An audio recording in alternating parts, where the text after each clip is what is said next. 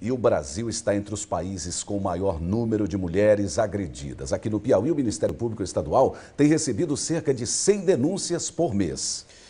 Coletando esses números, o Núcleo de Promotorias de Justiça de Defesa da Mulher Vítima de Violência Doméstica e Familiar criou um banco de dados e, em um ano, conseguiu realizar uma radiografia desse crime em Teresina. Esta mulher foi vítima de violência doméstica em 2 casamentos. No primeiro, as agressões do marido eram físicas. Chegou a ficar presa na própria casa, até que criou coragem e denunciou o companheiro à polícia.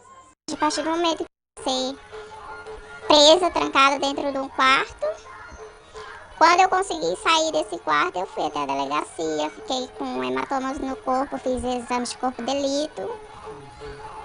Aí daí então teve audiência, ele foi, eu fui, aí lá a delegada tivemos uma conversa e ela queria que nós reconciliássemos para me relevar, dar mais uma chance para ele e eu não aceitei. Aí teve a separação. No segundo casamento, a violência era psicológica. Essa foi mais difícil de identificar. Ele me perseguia nas ruas, tentando reconciliação, ia atrás de mim por conta de ter uma filha comigo. Aí ele ia procurar ter retorno, ter volta. Ele ia para pontos de ônibus, para ruas próximas ao trabalho. E eu tinha medo assim de que ele viesse a fazer algo comigo. Só que eu não tive coragem de denunciar ele. Esta professora e pesquisadora coordena uma clínica odontológica em uma faculdade de Teresina que atende gratuitamente a população. Por aqui, muitas mulheres vítimas de violência doméstica procuram um atendimento, mas na maioria dos casos, elas negam a agressão. Elas chegam com lesões, lábio cortado, vários dentes fraturados, às vezes algumas lesões até de fratura que a gente tem que encaminhar para um atendimento mais complexo.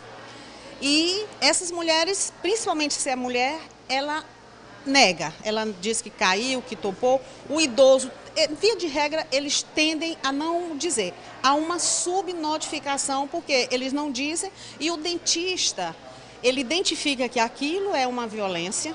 No entanto, o dentista precisa notificar. Só que esse tipo de violência é bem característico. O rosto é a parte mais atingida pelo agressor. A lesão maior da violência é na face.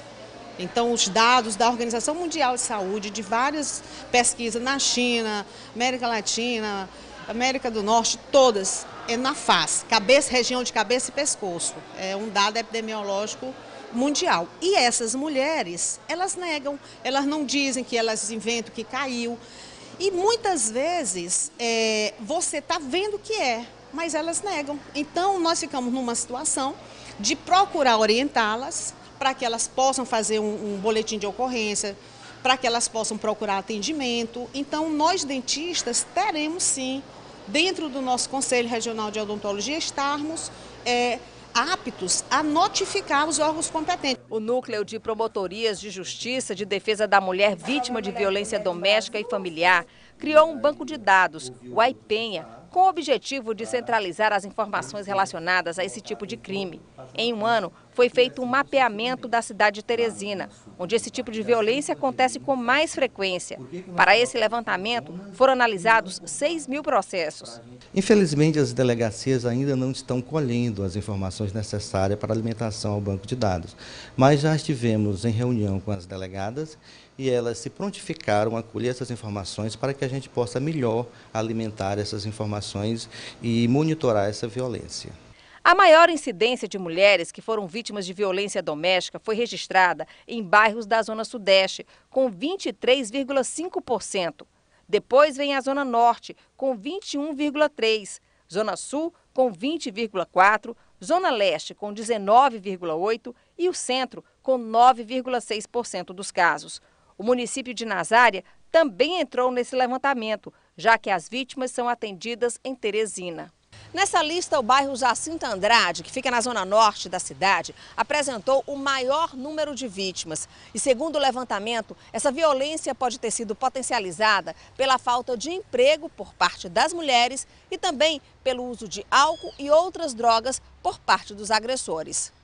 Para o promotor de justiça, o sistema ainda precisa de mais informações. Quando nós mapeamos a violência nas zonas e nos bairros de Teresina, nós constatamos que o fator exacerbador dessa violência é a ausência de políticas públicas.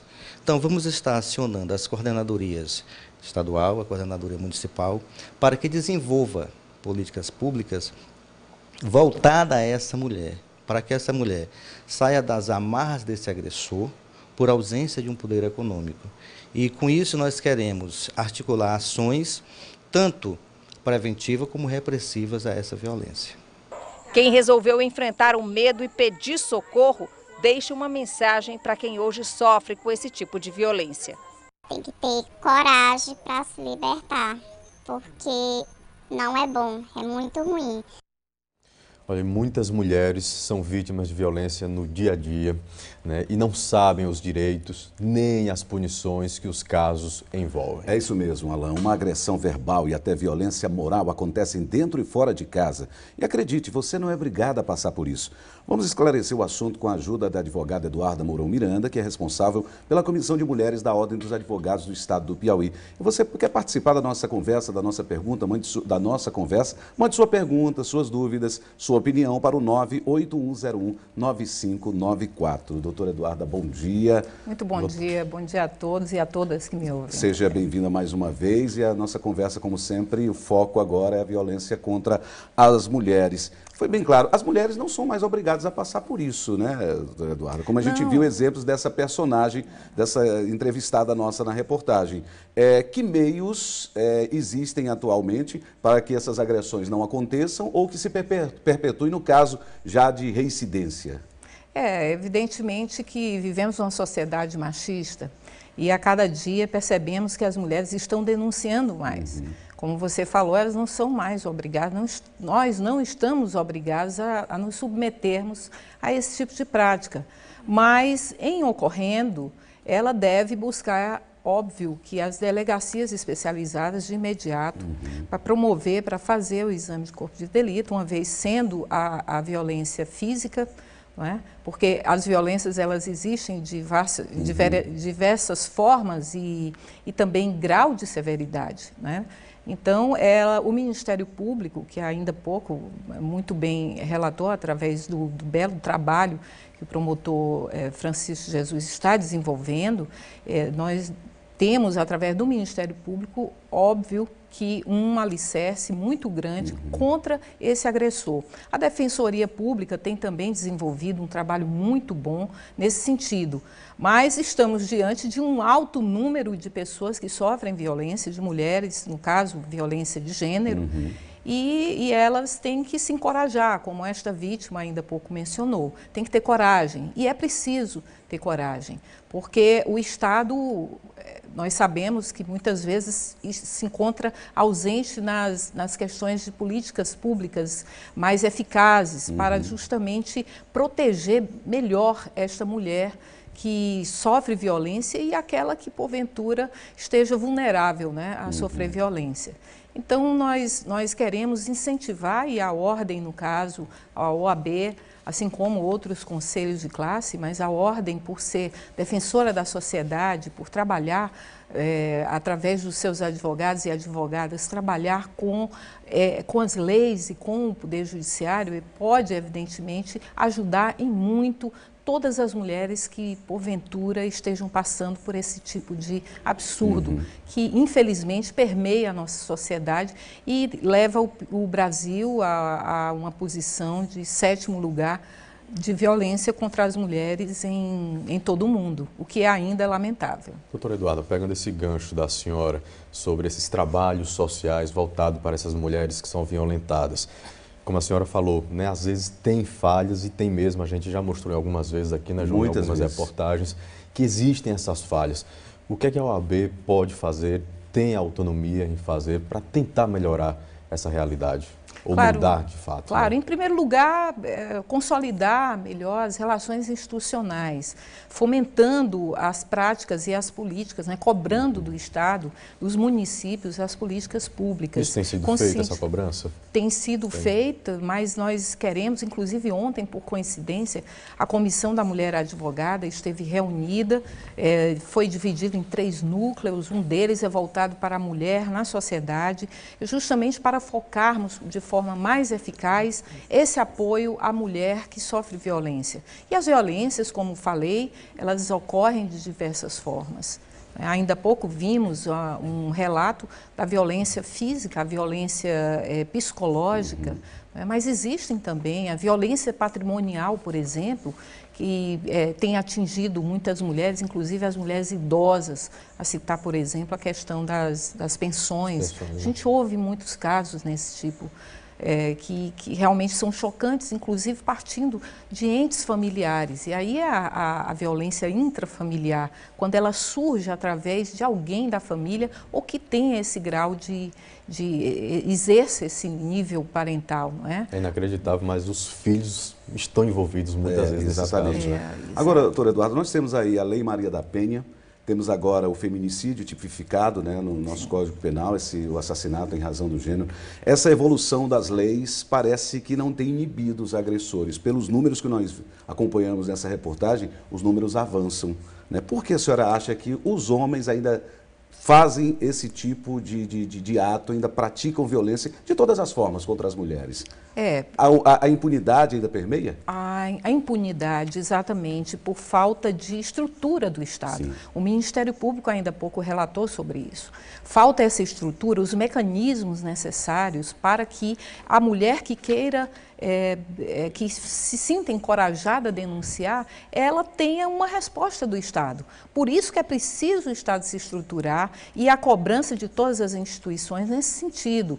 A Lei Maria da Penha é elogiada no mundo inteiro. O Brasil, ele ao criar a Lei Maria da Penha, ele atendeu uma recomendação internacional. Por certo, é uma lei que tecnicamente é bem aparelhada, mas falta a estrutura do Estado. Nós precisamos de mais delegacias especializadas. O Piauí, dizem que o Piauí, inclusive, é um dos estados privilegiados em número de delegacias. Eu prefiro enxergar adiante. Eu acho que nós precisamos imediatamente focar e, através do governo e dos municípios, colocar os olhos e os investimentos necessários para atender essa mulher. A mulher, ela é a dona do lar, ela ajuda em casa, muitas vezes é o grande suporte da família e, por certo, não deve sofrer esse tipo de violência. A violência de gênero tem que ser combatida dia a dia, inclusive trabalhando as novas gerações. Nós temos uma pergunta de uma telespectadora, doutor Eduardo, ela diz o seguinte, que gostaria de saber uma orientação. O marido realiza todo tipo de violência, no mínimo 2. Eles moram na mesma casa. Ela não consegue que ele saia de casa porque ele alega ter comprado a casa e só sai se vender a casa. Não, mas as violências continuam. Essa violência, isso é o que ele diz. Se essa mulher buscar, se ela não tiver recursos, ela pode buscar a Defensoria Pública, evidentemente as medidas protetivas irão ser promovidas e esse marido sairá da casa. A divisão patrimonial ela irá ocorrer em outra fase do processo de separação. E o que fazer, essa então, doutora, insistir, quando ele insiste em permanecer na casa? Ela tem que procurar um advogado, uma advogada, procurar a Defensoria Pública. Primeiro para promover uma delegacia, registrar um boletim de ocorrência. Isso, e a medida protetiva irá justamente retirar este homem agressor da casa. A questão patrimonial será discutida de outra forma, em outra fase processual. Mas a primeira medida desta mulher é realmente buscar a defensoria, buscar um auxílio de um advogado, de um profissional, para poder exercer o seu direito e a tutela do Estado em relação ao afastamento desse agressor né, do ambiente familiar. Tá certo, então, doutora. é preciso a conscientização da mulher. A lei, ela existe, mas precisa a motivação e o aparelhamento do Estado. E A OAB, não ter medo de denunciar, né? Que a absoluto. cultura da denúncia seja efetivada. Doutora Eduarda, tem que denunciar. muito obrigado por mais uma vez a senhora ter vindo ao Bom Dia Piauí De nada. e participar dessa conversa com a gente sobre esse tema sempre importante e polêmico, né, Ela? E estaremos sempre à disposição. Muito obrigado, senhora. Bom dia para a senhora.